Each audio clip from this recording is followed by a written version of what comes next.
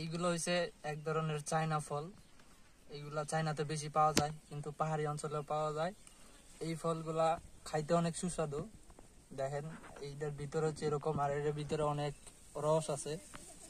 এইটাতে নাই, আমি নতুন করে একটা কাইটা দেখাইতেছি। এইগুলার ভিতরে অনেক পরিমাণে পানি আছে। এই পানিগুলা চায়নারা খায়, গ্লাসে বইরা খাইতে পারে আর কি। দেখেন কাটলে কাটলে অনেক পানি বেরিব।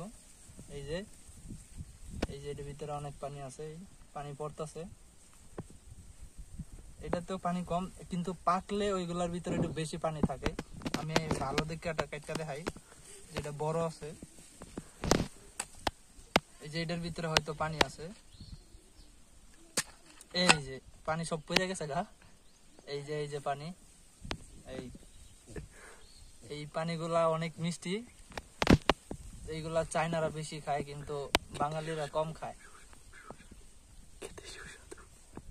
আর এই ফলগুলা খাইতে অনেক সুস্বাদু, কিন্তু গরুর মাংস দিয়ে রান্না করলে আরো অনেক সুস্বাদু হয়।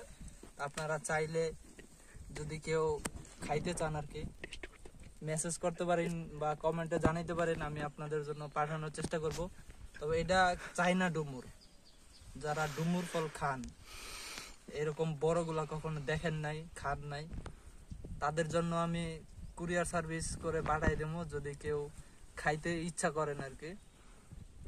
কারণ এই ফলগুলা আমি অনেক কষ্ট করে পাহাড় থেকে আনছি, আর অনেক আছে, আরো গাছে অনেক রয়েছে। যে এগুলা, আর এগুলা কিন্তু একটু কাঁচা, পাকলে ভিতরে লাল হয়।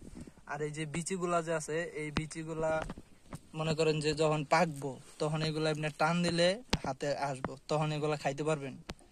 বিচিগুলা এখন একটু শক্ত, কাঁচা তো এই জন্য শক্ত বেশি। আর যখন পাকবো তখন এগুলা নরম হইব। আর ঘ্রাণ হচ্ছে কাঁঠালের মতো। ওই যে মানে যদি ঘ্রাণটা শুঙেন তাহলে একদম কাঁঠালের মতো, পাকলে কাঁঠালের মতো ঘ্রাণ হয়।